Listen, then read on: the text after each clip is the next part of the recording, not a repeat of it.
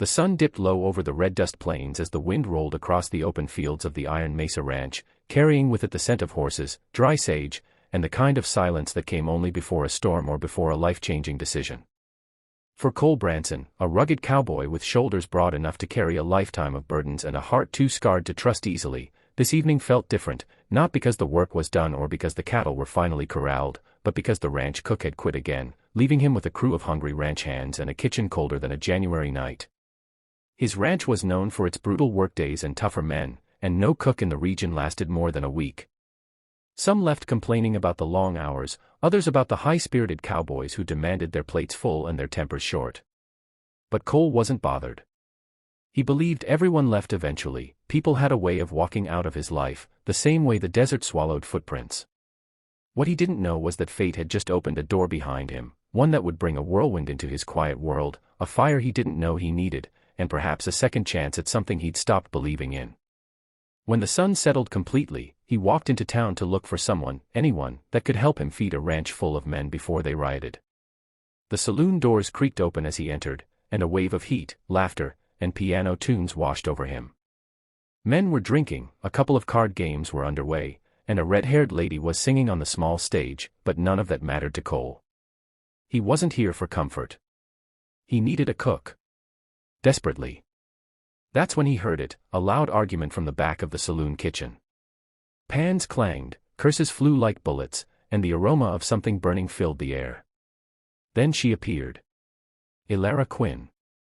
A woman with a sharp jaw, fiery brown eyes, and hair tied in a messy knot, her sleeves rolled up and her apron stained with flour, gravy, and what looked suspiciously like peach pie filling. She burst through the kitchen door holding a skillet like a weapon. "I swear if any of you animals complain about my stew again," she barked at 3 petrified customers, "I'll make sure the next thing you eat is that useless deck of cards you keep cheating with."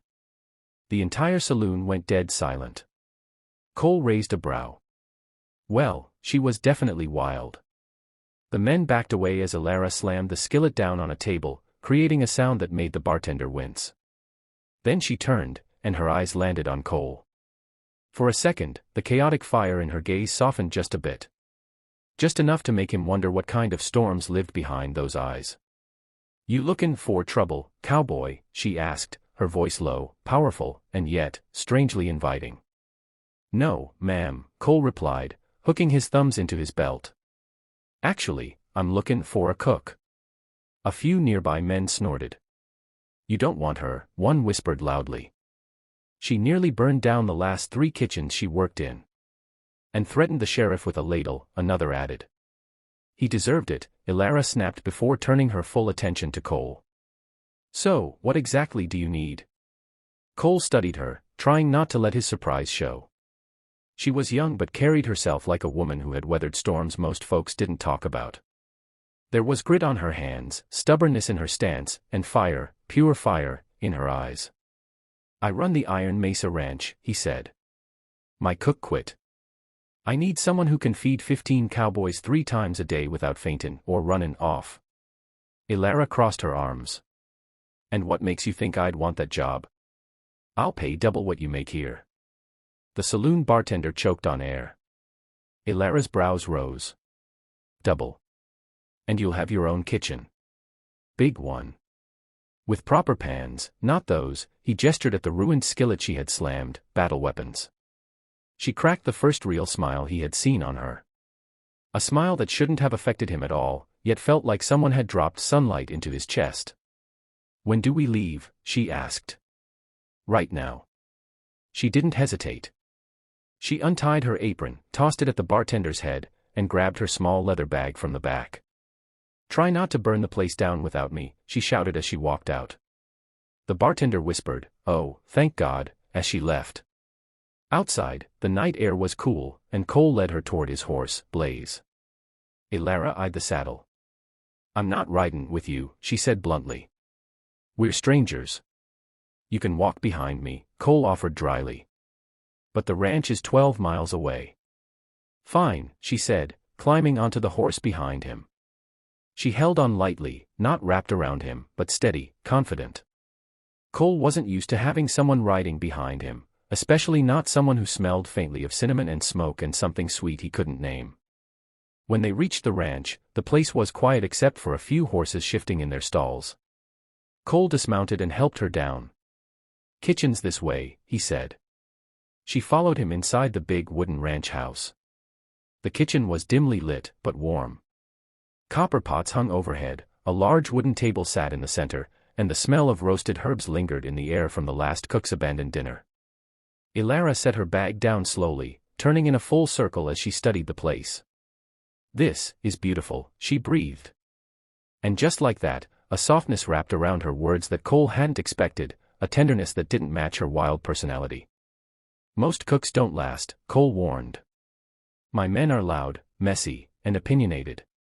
"Good," she replied, rolling up her sleeves. "I like a challenge." Without asking another question, she lit the stove, gathered ingredients, and started cooking like she was born with a wooden spoon in her hand. Cole watched from the doorway. She moved fast, her hands sure and skilled, her face focused and glowing in the warm firelight. She kneaded dough with a force that suggested she was working out old anger. She tasted her broth with a quiet hum that didn't match her loud earlier attitude. She chopped vegetables with speed that made Cole blink. When she turned, the fire from the stove lit her face, and for the first time that night, Cole realized something unsettling. She wasn't just wild. She was dangerous. Not because she could set a kitchen on fire, but because she could set him on fire, and he didn't even know her. The cowboys stormed in soon after, drawn by the smell. Their grumbling stopped the moment they saw her. "Who's the lady?" one whispered. "Is she dangerous?" "If you touch my bread again," Elara growled, not turning around, "I'll decorate the wall with your skull." The cowboy jumped back like he'd been shot. Cole grinned. She fit right in. For the first time in months, laughter filled the ranch house as the men devoured her cooking, bread warm enough to melt butter instantly, stew so rich it tasted like a feast, and cookies she claimed were accidental. Cole didn't usually eat with the ranch hands, but tonight he did. Watching her laugh, tease the men, and boss everyone around felt right. Like something in the ranch had been missing, and she was the missing piece. Later, when the cowboys left and the kitchen quieted, Cole lingered near the counter while Elara washed the last pan. "Thank you," he said. She glanced back with a soft smile. "Guess we both saved each other tonight." Cole leaned against the table. "You saved my ranch. And my sanity. And you gave me a home," she whispered. "At least for now." Their eyes met, fire meeting steel. Something unspoken passed between them, something neither was ready to name. Not yet. Outside, the night was deep and still, but inside the kitchen, the air shimmered with the heat of something new, something dangerous, something that would keep Cole awake long after the lamps were blown out. He had hired the wildest cook in town. He just didn't know she'd set more than his kitchen on fire. She'd set his nights on fire too, and this was only the beginning. The Iron Mesa Ranch woke to a sunrise that painted the sky with strokes of molten gold, the kind of morning that hinted trouble might be riding in before sundown. Cole Branson stood on the porch with his coffee, watching the horizon while feeling the weight of a night. He didn't quite understand, because for the first time in years, sleep hadn't come easy, and it wasn't work or worries keeping him awake. It was her. Elara Quinn. The woman had arrived like a storm, loud, unpredictable, wild, and somehow turned his ranch kitchen into a place he kept finding excuses to walk into. As the warm morning wind brushed against him, the door behind him creaked open. Elara stepped out, rubbing sleep from her eyes, her hair loose and falling in waves down her back. For a moment, all Cole could do was stare. She looked nothing like the fierce whirlwind from the night before, she looked soft, delicate even, like the quiet before thunder rolls. "Mornin'," she murmured. Cole cleared his throat. "You, sleep well." "Like a rock," she said, stretching her arms above her head. "Kitchen dreams. Kitchen dreams. Where all the pans behave, and the stew doesn't insult anyone." Cole's deep chuckle surprised even himself. She tilted her head, studying him with curious eyes. "You laugh, cowboy." "Sometimes," he said. "Not often." "I'll fix that," she replied with such certainty that it made a strange warmth settle in his chest. Before he could respond, the bell rang, ranch hands calling for breakfast. Elara squared her shoulders. "Time to feed your pack of wolves." Cole watched her walk back inside, apron tied tight, head held high. And somehow, he knew today wouldn't be normal. It didn't take long to see why. By noon, half the ranch was in chaos, not because of her, but because of what her presence stirred up. The men were working harder, moving faster, trying to outdo each other just to earn a smile from the wild cook who bossed them around with a wooden spoon. One cowboy, Jeb, nearly fell off his horse trying to impress her with a rope trick. Another burned his hand trying to help in the kitchen. The men weren't in love with her, they were magnetized. There was something about Elara, a spark, a confidence, a fire that made others feel alive just by standing near her. Cole felt it too. More than he wanted to admit. But with fire came smoke, and where there's smoke, danger isn't far behind. That danger arrived in the form of a dust cloud rising in the distance. A rider. Fast. Hard. Angry. Cole recognized the stallion before the rider was even close enough to see clearly. Sheriff Dalton. A man whose smile hid cruelty, whose badge was polished but whose soul was stained. Cole stepped forward as the sheriff slid off his horse. "Branson," Dalton said, dusting off his coat. "Heard you hired someone new." Cole didn't answer. Dalton smirked. "I'm looking for a woman. Red hair. Fierce temper. Goes by Elara Quinn." Cole's muscles tensed. "Why?" "She's wanted for destruction of property, public disturbance, assault, and, well," he leaned in with a wicked grin. "Stealin' my dinner." Cole stared at him flatly. "Stealing your dinner?" "Burned it on purpose," Dalton growled. "Said my taste was as dull as my personality." Cole almost laughed, but the sheriff's eyes were dark, dangerously so. "She works for me now," Cole said. "If you want to talk to her, you'll do it right." "Right," Dalton repeated mockingly, stepping around him toward the ranch house. "I'll just take the little firecracker off your hands." Cole moved to block him. "She's not going anywhere unless she wants to." Dalton sneered. "You protectin' her, Branson." "I protect everyone who works for me. Or just the pretty ones." Something hot surged through Cole's veins, but before he could react, the door flew open and Elara stepped out. Her apron was splattered with flour, her cheeks flushed pink, and she carried a rolling pin like a weapon. "Dalton," she said with a bored sigh, "I thought I told you to stay far away from me unless you wanted that fancy badge of yours baked into a pie." The cowboys froze. Cole blinked in disbelief. Dalton's jaw twitched. "You're comin' with me," he snapped. "You destroyed the saloon kitchen." "The stove insulted me," she replied. "I retaliated." Cole had to look down to hide his grin. Dalton pointed a finger in her face. "I'm warnin' you, woman." Elara smacked his hand away with the rolling pin. "And I'm warnin' you, touch me again and I'll turn you into tomorrow's special." Dalton reached for her arm. Cole moved before he even realized it, grabbing the sheriff's wrist in a tight, unyielding grip. "Let her go," he said, voice low, dangerous. Dalton stiffened. The cowboys watched silently. The prairie wind stilled. For a long moment, no one breathed. Then Dalton yanked his arm free. "Fine," he snarled. "But mark my words, Branson. That woman's trouble. And trouble don't stay hidden for long." He mounted his horse and rode off, kicking up a storm of dust behind him. When the echo of hoofs faded, Cole turned to Elara. "All right," he said quietly. "What did you do?"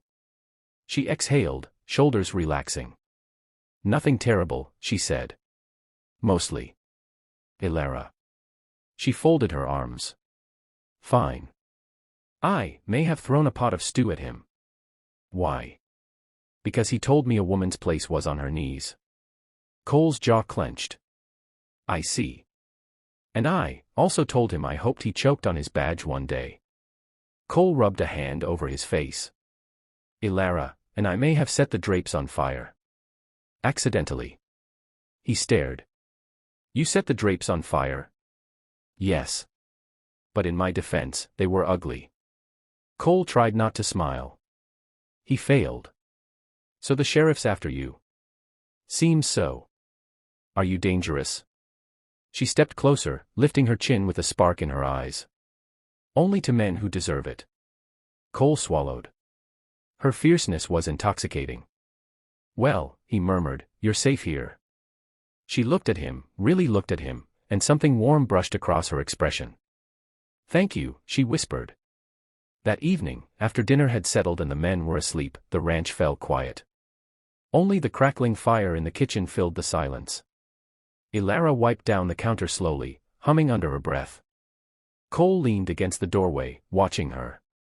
You hum when you're calm, he said. She jumped. How long were you standing there? Long enough. Her face warmed. You make a lot of noise for a man your size. You make a lot of noise for a woman half your size, he teased. She laughed softly, so softly it felt like a secret offered only to him. Something shifted then. Something unspoken but undeniable. She turned to face him, her fingers still wrapped around a damp cloth, and he stepped inside the kitchen fully. The firelight glowed around them, painting her cheekbones in gold. Cole, she whispered, why are you looking at me like that? He stopped just a few feet from her. Because I don't know what to do with you. Do with me, she whispered. I cook, I yell, I don't start fires on purpose, usually, you set my whole world off balance. Her breath caught. Is that bad? Cole shook his head slowly. No, he said. But it scares me. She stepped closer, and the kitchen, the ranch, the entire world seemed to shrink down to just the space between them. You don't look scared, she murmured. He leaned in slightly. Then you're not looking close enough. They stood inches apart, the heat between them hotter than the stove, the air heavy with words they didn't dare speak aloud. Elara reached up slowly, brushing a bit of flour off his shirt. You're a mess, she whispered. Cole's hand lifted almost on its own, fingertips trailing lightly along her jaw. So are you. Their eyes locked, fire meeting storm. And for the first time in a long time, Cole realized he wanted something he couldn't control. Something wild. Something dangerous. Something named Elara Quinn. Neither of them moved for a long moment. The fire popped. The wind outside moaned. And Cole breathed out the truth he'd been holding since the moment he met her. Your trouble, he whispered. Elara's hand rested against his chest. Then hold on tight, cowboy. Their foreheads touched gently, a promise of a storm yet to come. Outside, the moon rose, silver and sharp. Inside, hearts raced, breaths mingled, and the kitchen became a place of heat and shadows where something new began, something neither of them were ready for, but both of them needed. And just like that, the nights at Iron Mesa Ranch were never the same again. And dear viewers, if you want to witness what happens when danger, love, and fire collide, make sure you subscribe, like, and ring the bell.